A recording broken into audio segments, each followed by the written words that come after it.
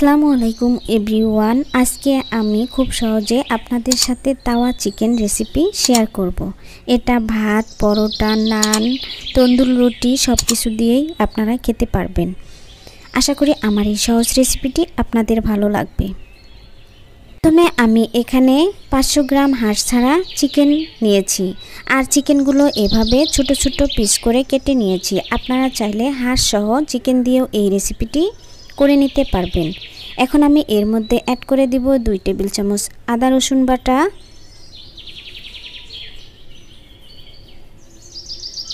পরিমাণ মতো লবণ, আর আমি এই তাওয়া চিকেনটা ঝাল ঝাল করে নিব। সেজন্য আমি এর মধ্যে 2 টেবিল চামচ লাল মরিচের গুঁড়া দিয়ে দিব,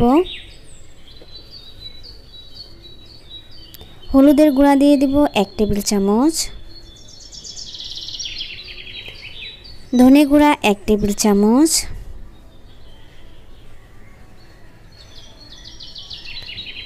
গোলমরিচের গুঁড়া 1/2 টেবিল চামচ,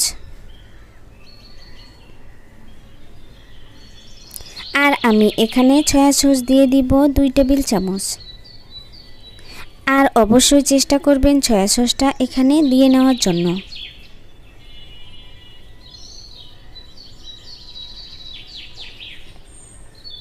এখন আমি এর মধ্যে দিয়ে দিব অল্প পরিমাণে লেবুর রস। আপনারা চাইলে এখানে টক দই দিয়ে নিতে পারেন, আমার হাতে কাছে ছিল না তাই আমি দেইনি। এখন আমি সবগুলো উপকরণ ভালো করে মিশিয়ে এরপর ঢাকনা দিয়ে ঢেকে 10 মিনিটের জন্য রেস্টে রেখে দিব।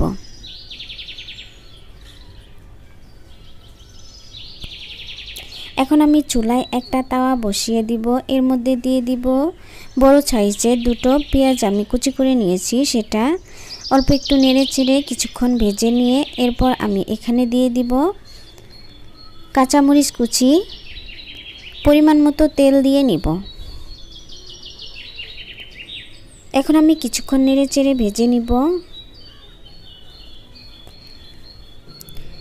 দেখুন সবগুলো ভেজে নেওয়া শেষ। এখন আমি আগে থেকে ম্যারিনেট করে রাখা চিকেনগুলো এর মধ্যে দিয়ে দিব। এখন এটা কিছুক্ষণ নেড়ে চেড়ে সবগুলো উপকরণের সাথে মিশিয়ে নিব।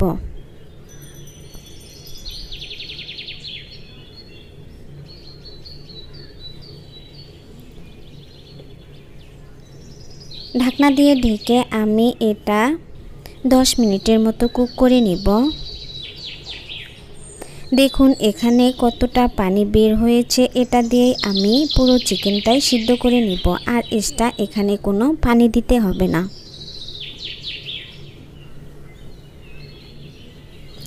আগে থেকে একটা টমেটো আমি ছোট ছোট পিস করে কেটে নিয়েছিলাম, সেটা দিয়ে দিলাম। এখন আমি এর মধ্যে দিয়ে দিব 2 টেবিল চামচ টমেটো সস।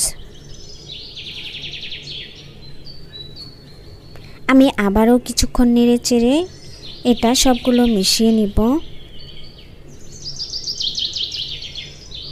এখন আবারও ঢাকনা দিয়ে ঢেকে আমি কিছুক্ষণ কুক করে নিব। যে পর্যায়ে এটা প্রায় হয়ে যাবে তখন আমি এর মধ্যে অ্যাড করে দিব ধনেপাতা কুচি, আর এটা নামানোর কিছুক্ষণ আগে দিবেন, এতে করে ফ্লেভারটা অনেক সুন্দর আসবে আর খেতেও অনেক টেস্ট হবে।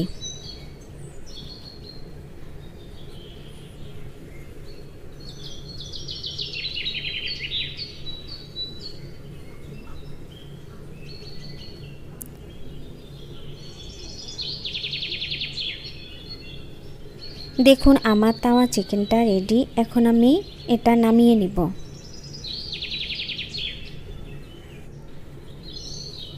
আমার এই সহজ সুন্দর রেসিপিটি যদি আপনাদের ভালো লাগে তাহলে একদিন হলেও বাসায় ট্রাই করে দেখবেন, আর কেমন হয়েছে আমাকে কমেন্ট করে জানাতে ভুলবেন না।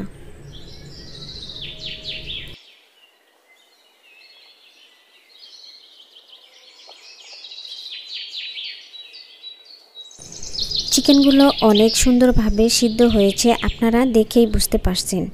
এই সহজ রেসিপিটি আপনারা চাইলে ভাত, পরোটা বা নান রুটির সাথে খেতে পারবেন। আশা করি আমার এই সহজ সুন্দর রেসিপিটি আপনাদের অনেক ভালো লেগেছে। আর রেসিপি ভালো লাগলে আমার চ্যানেলটি সাবস্ক্রাইব করে দেওয়ার অনুরোধ রইল। পাশে থাকা বেল আইকনটি ক্লিক করে দিবেন, এতে করে ভিডিও আপলোড করার সাথে সাথে আপনাদের কাছে নোটিফিকেশন চলে যাবে। আবারও কথা হবে নতুন কোনো ভিডিওতে। এ পর্যন্ত ভালো থাকবেন, সবাই সুস্থ থাকবেন। আল্লাহ হাফেজ।